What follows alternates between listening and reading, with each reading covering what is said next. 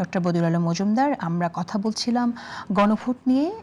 সেই বিষয়টা কথা বলছিলাম যে জুলাই চার্টার তো আছে, যেখানে নোট অব ডিসেন্ট আছে, উচ্চকক্ষে পিআর পদ্ধতিতে নির্বাচন, সেই বিষয়টিও নোট অব ডিসেন্ট আছে বিএনপির পক্ষ থেকে, কিন্তু আমরা গণভোটে দেখলাম সেটা থাকলো না। তাহলে এই যে দীর্ঘ আলাপচারিতা বা এই যে সময় নিয়ে আলোচনা হলো, সেটা কেন থাকলো না বিষয়টা? আর সাবেক প্রধান উপদেষ্টাকে আমরা বলতে শুনেছিলাম যে দলগুলো যে বিষয়ে রাজি হবে সেটাই করব আমরা।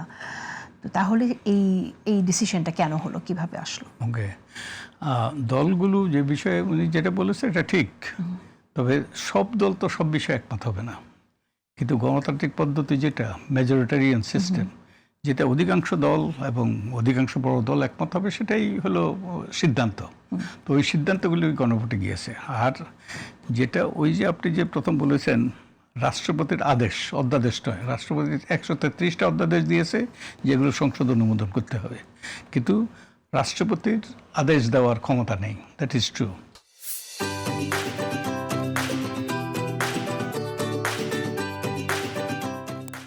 তো ওই আদেশটা এবং একই সাথে 48টা বিষয় যেটা গণভোটে গিয়েছে, এগুলো জনগণকে অনুমোদন করার জন্য, এগুলো গণভোটের মাধ্যমে জনগণের কাছে এটা এই অনুমোদন করার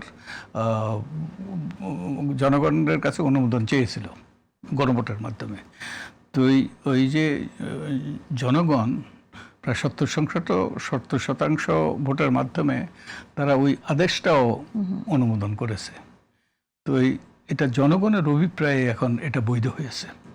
জনগণের অভিপ্রায়, যেমনি জনগণের অভিপ্রায়ে অন্তর্বর্তীকালীন সরকার বৈধ, ওই যে 12ই ফেব্রুয়ারির নির্বাচন বৈধ, এই জনগণের অভিপ্রায়।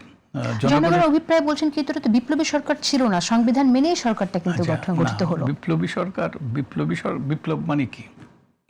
যে এগুলোর অনেক সংজ্ঞা আছে। বিপ্লব হলো যেটা সফল হয়, সেটাই বিপ্লব। আর যেটা ব্যর্থ হয়, সেখানে যারা এর সাথে যুক্ত থাকে তারা ফাঁসির কাস্টে ঝুলে। সো এটা সফল হয়েছে, গণ অভ্যুত্থান সফল হয়েছে, তো এটা বিপ্লব। কিন্তু বিপ্লবটা ওই যে ফলবতী পুরোপুরি হয় নাই, সেটাই হলো দুর্ভাগ্যজনক। ব্যর্থ বিপ্লব। তাই আপনি বলছেন যে বিপ্লব ব্যর্থ হলে তারা ফাঁসির কাস্টে ঝুলে, তাহলে তো ফাঁসির কাস্টে ঝুলে না। বিপ্লব যে জনগণ যদি ব্যর্থ হইতো শেখ হাসিনাকে বিতাড়িত করতে, তাহলে কিন্তু যাদেরকে তারা তো অনেকে মারা যেত আর অনেকে ফাঁসির কাস্টে ঝুলতো, কিন্তু জনগণ জয়ী হয়েছে, তো এটাই বিপ্লব। এবং এর মাধ্যমে শেখ হাসিনা পরাজিত হয়েছে, পালিয়েছে। ওকে, এবং তো এখন তো জনগণ যেহেতু অনুমোদন করেছে 48টা বিষয়, এবং জনগণ সেই ইয়েটা, ওই যে রাষ্ট্রপতির আদেশটাও অনুমোদন করেছে, তাই এগুলো জনগণের সম্মতিতে এগুলো বৈধ হয়ে গিয়েছে। আচ্ছা।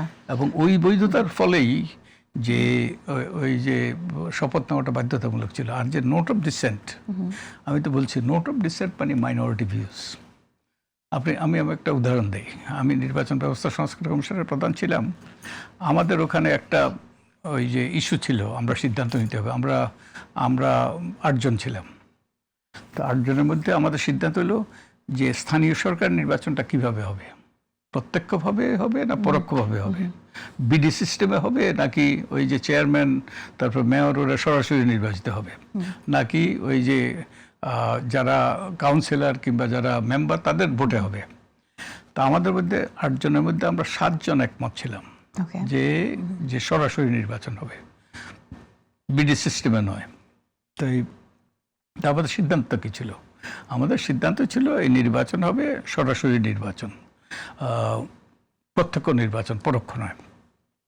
তবে আমরা আমাদের ওই যে রিপোর্টে লিখেছি, আমাদের একজন সদস্য তিনি দ্বিমত করেছেন এবং যথাযথভাবে ওনার স্বীকৃতি দেওয়া হয়েছে।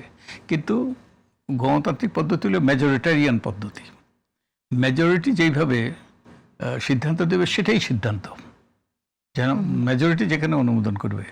তো এই 48টা বিষয়ে, 84টা বিষয়ে, তার মধ্যে 48টা বিষয় সংবিধান সংক্রান্ত, সংবিধান সংশোধন সংক্রান্ত, এগুলোতে যে onto 2/3 of the parties, 2/3 দল, এবং বড় দলগুলোর মধ্যে অধিকাংশ দল এগুলোতে একমত হয়েছে, ওগুলোকেই ঐক্যমত্য হিসেবে ধরে নেওয়া হয়েছে।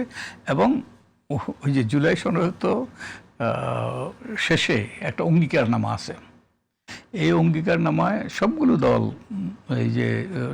দল অঙ্গীকার করেছে তারা